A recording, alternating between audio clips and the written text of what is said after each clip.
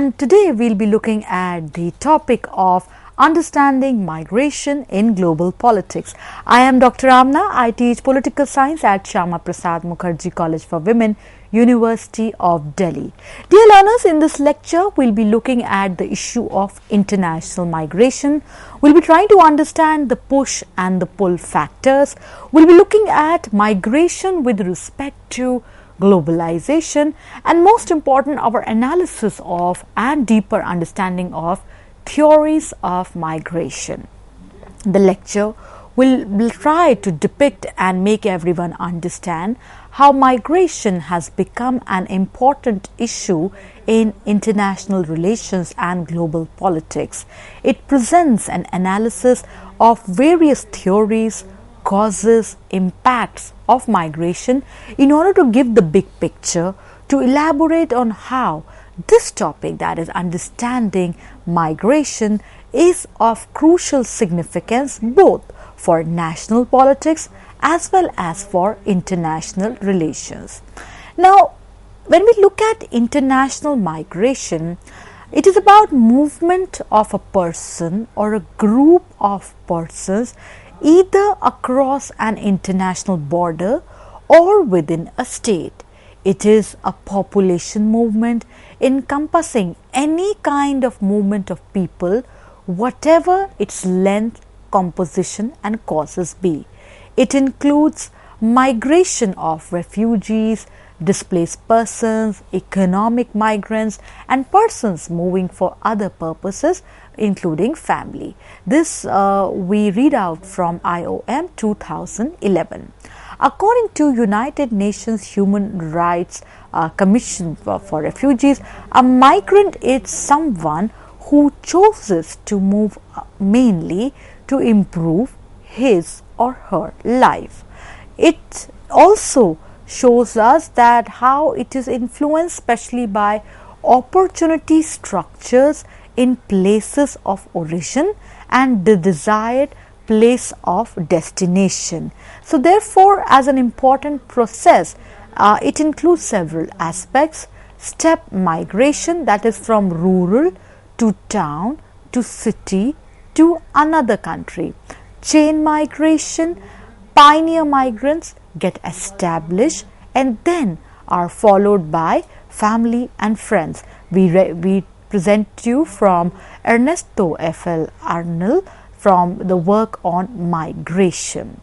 According to the Convention relating to status of refugees, it defines a refugee as someone who, owing to well-founded fear of being persecuted for reasons of race, religion, nationality, membership of a particular social group or political opinion, is outside the country of his nationality and is unable, or owing to such fear is unwilling to avail himself of the protection of that country, or who, not having a nationality and being outside the country of his former habitual residence, as a result of such events is unable, or owing to such fear is unwillingly to return to it. According to UNHCR 2011, an asylum seeker, on the other hand, is someone who has fled their country of origin and has made a claim for asylum under 1951 Refugee Convention, and their status has not been determined yet. So we all know that humans have been migrating since early in the history of human civilization. The different phases of migration, whether it was during colonialism, the rise of economic powers like United States, and with the immigration into the country, migration was a result of war as well as current migration with regard to labor. The Kossel's work is very important here to understand this. People have migrated in search of food or shelter, looking for new lands or resources. So what causes international migration? Here we need to see that there are many factors that make individuals migrate to other countries. Reason for the recent rise in international migration and its widening global reach are complex. Growing global disparities in development, demography is one of the cause. The job shortages and economic downturns another cause. Segmentation of labor markets in high income economies another aspect. Then again, reading from Coser's work, that is 3D jobs, that is, it becomes difficult to survive therefore. So therefore, causes like global disparities, job shortages, segmentation of labor markets are some of the causes that lead to migration. Then at the same time, unattractiveness, say, of agricultural activities, prevalence of unfortunate disasters, lack of basic amenities like roads, electricity, potable water, and inadequate healthcare facilities and industrial ventures often are some of the other reasons of migration. Now we read it that is from Ernst and Ravenstein, 1885, the work that was Laws of Migration. That is, migration is the result of push and pull factors that makes people cross borders either by being pushed by unfavorable conditions or pulled by host countries' favorable conditions. Eversley, in 1966, also attempted to provide a theory of migration by emphasizing push and pull factors, the difficulties migrants face, the migrants' profiling, namely education, age, class, amongst others, as factors. Another theory of migration is the Neoclassical economic theory, which is mainly used to describe migration between two countries, suggesting that there is a correlation between global supply and demand for labor and the reason people migrate, effectively driven by wage gap amongst geographical areas. Differential wage gaps between countries of origin and destination do contribute to international movement. Wage gaps do not fully explain international migration, nor do they seem to be most important factor in determining migration decisions. Now, these are some of the critiques that have been offered for the Neoclassical economic theory in order to explain migration. Another theory of migration is the dual labor market theory. The dual labor market theory suggests that it is pull factors that lead people to migrate because there is always a demand for migrant workers in developed countries, something that is inherent in their economic structure. Then another idea of new economics of migration, Massey's work, is very important here. That is, poor households do use international migration to diversify their labor portfolios and to minimize financial risk in the sending regions.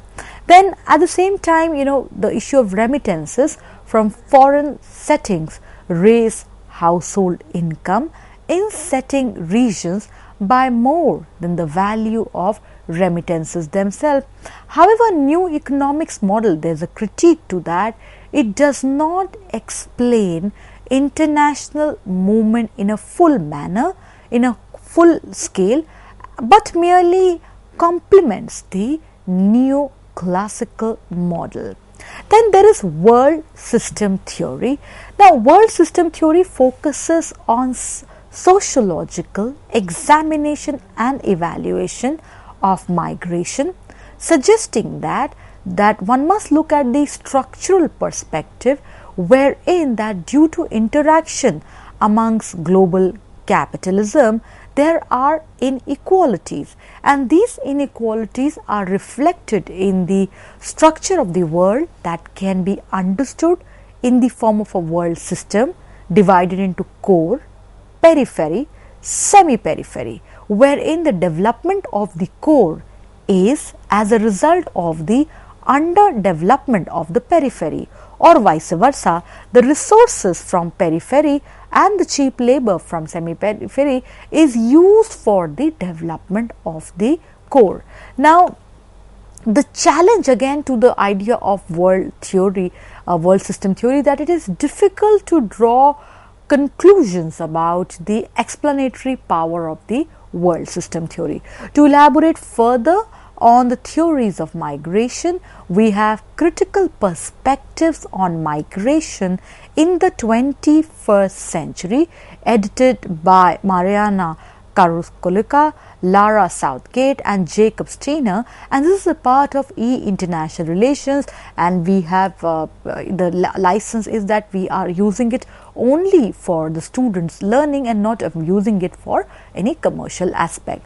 So therefore, migration theories and concepts arise from a historical experience, but they have been criticized due to stereotypical characteristics of certain groups. Too much emphasis and focus on superficial aspects of adaptation are also brought into discussion.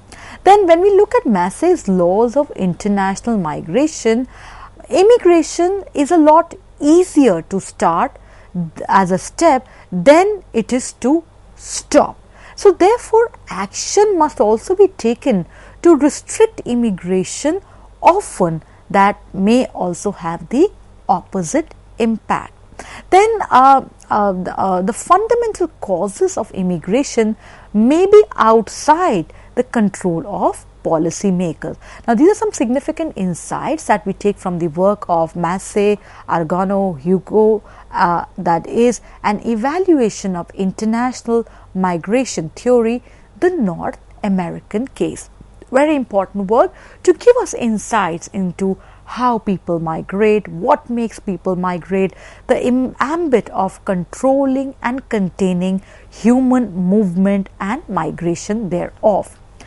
Then there is a distinction between temporary and permanent migration. Temporary migration, for example, one category of temporary transnational migration is of tourism.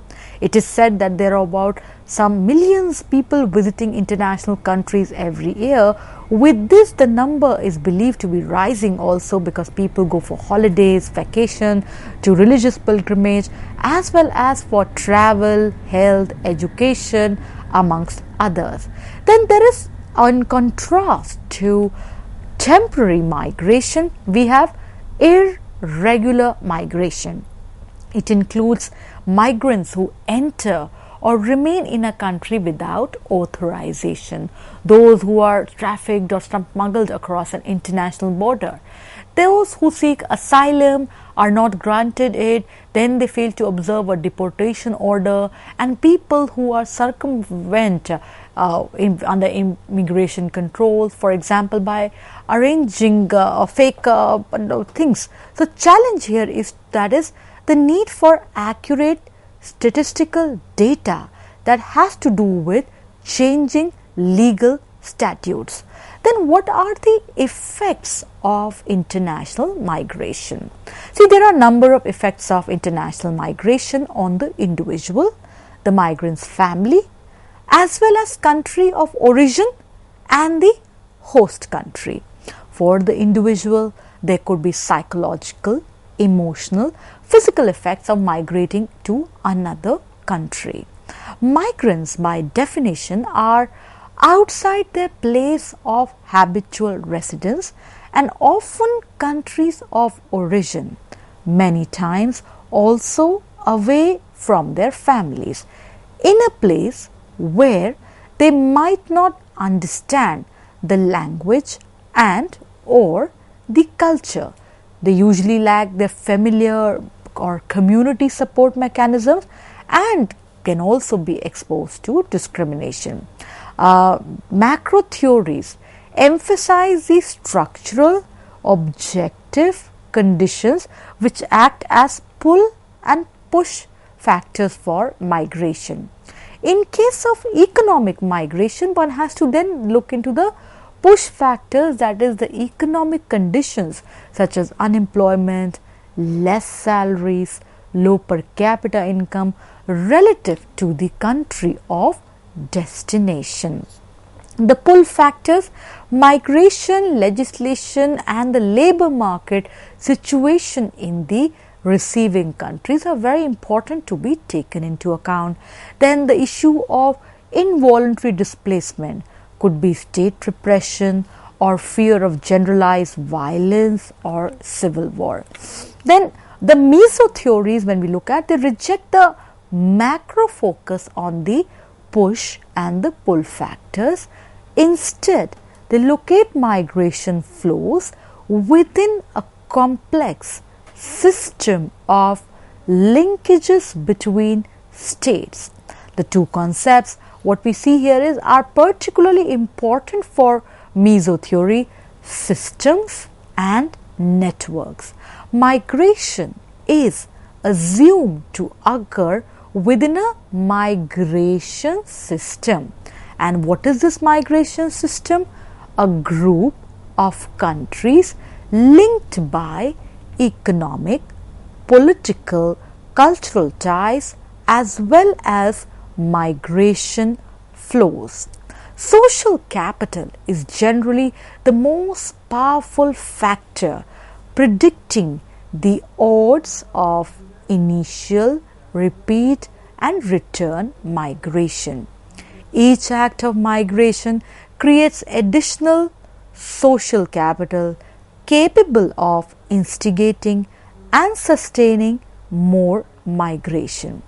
So therefore, globalization has made migration easier, as we saw that we are seeing that better communication, dissemination of information through mass media and improvements in modes of transport and communication amongst others. This is increasing trade, investment flows in many regions, which facilitates interest and awareness in migration. Then this idea of migration, then once people move, when humans population have a movement, it then also comes to the pricky issue of citizenship. Attribution of citizenship at birth, it varies around the world, and so are the rules for naturalization. Now this is very important to understand as we bring migration into the realm of citizenship. A large majority of countries today accept dual citizenship, either for migrants or for immigrants or both. When we look at Europe, South America, voting rights are often granted to non-citizen residents in supra and subnational elections in their country of residence. However, there are only 5 countries worldwide that also grants them voting rights in national elections, and none of these allow them to stand as candidates. Then when we look at the voting rights in the Americas, the EU 28 states, the Oceania, the Switzerland, they have become more universal.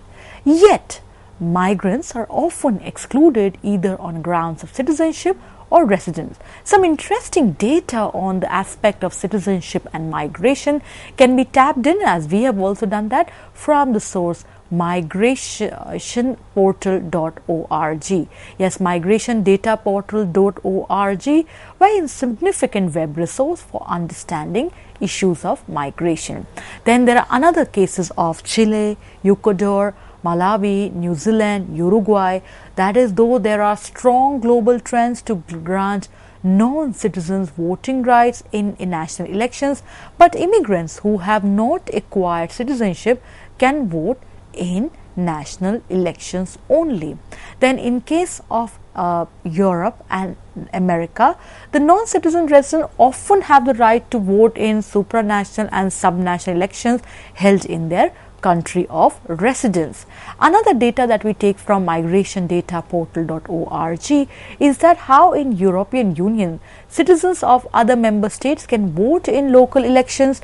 12 EU states, Norway, Iceland and 8 Latin American countries grant all local residents voting rights independently of their citizenship. So therefore, there are various dimensions that are there by every country while dealing with the issue of citizenship and migration. Another aspect that has come up with the issue of migration is that of earned citizenship. Now, in order to understand the idea of earned citizenship, we take reference to the work of Michael J. Sullivan. The work is Earned Citizenship, Oxford University Press, 2019. See, migration and settlement of millions of unauthorized immigrants has been one of the challenges facing the United States. Every state has to ensure that its borders are safe. So, majority of unauthorized immigrants, as the book makes the argument, in the US have been for more than over 5 years, and they're also setting into American communities, working, forming work, family structures, others, and serving in the military, even though then at this point an open question that is there presented is of earned citizenship. This earned citizenship argues that long-term unauthorized immigrant residents should be able to earn legislation and a pathway to citizenship through service in their adopted communities. Their service would act as restitution for immigration law violations. And this argument of earned citizenship has been presented by Michael J. Sullivan, Earned Citizenship from Oxford University Press. But the open question that remains as to what to do about unauthorized immigrants who are already living in the country, and on the other hand, it is also very important to note that future violations of immigration law should not be tolerated. So therefore, there is a deeper ethical dilemma. What do the state and the citizens owe to the unauthorized immigrants who have served their adopted country? So, and the idea is that of earned citizenship, that is, family immigration policy should be expanded to recognize the importance of caregiving duties for dependents, which tries to blend civic republicanism with the feminist ethic of care when we look at from a deeper perspective, and its emphasis on dependency work. International migration is an increasingly important part of world politics. It is inherently political and inherently international in nature, and it has been relatively neglected as transboundary issue areas that remain under theorized. Very important idea told by Alexander Betts in the work The International Politics of Migration. This is from University of Oxford. One must look into Alexander Betts' argument, that is how international migration movements of population are important for both world politics, and definitely today there are huge debates in national sphere also, and at the same time how the aspect has often remained under theorized.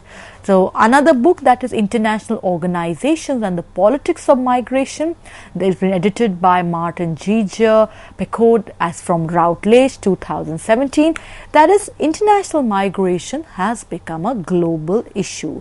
It's an ongoing challenge for governments, and this is why international organizations too play an important role, steering states' behavior and intervening on the ground through design and implementation of immigration policy. International organizations have the potential to improve the governance of migration by supporting cooperation between states and promoting balanced and comprehensive political strategies. However, there are critiques too, and this very significant book that we just discussed, International Organizations and Politics of Migration, also therefore looks and explores the role of international organization in migration politics worldwide. So do refer to all the references that we have presented to you right now. So dear learners, this was the lecture on understanding human migration, understanding migration in international politics, its implications for the economics both in micro and macro framework, the issues of push and pull factors, and how there is a need for every state to give a comprehensive outline into issues of migration, and how these issues of migration which deals with the human element are significant to factor into other debates of human capital, social capital, national development. At the same time, the need for security of everyone, the need to have safe borders. So therefore, migration is a very significant international issue and a very important global challenge that must be dealt with through constantly engaging with various stakeholders by heightened imagination in order to deal with problems, because global problems today are having their impact beyond the borders. Today problems have acquired transnational dimension, and in order to cater to it, it is essential for a collective effort for a very sustained and healthy future, not only at the domestic level but also at global level. Thank you very much for being with us for this lecture. We hope you all gained some insights from this lecture. Once again, thank you.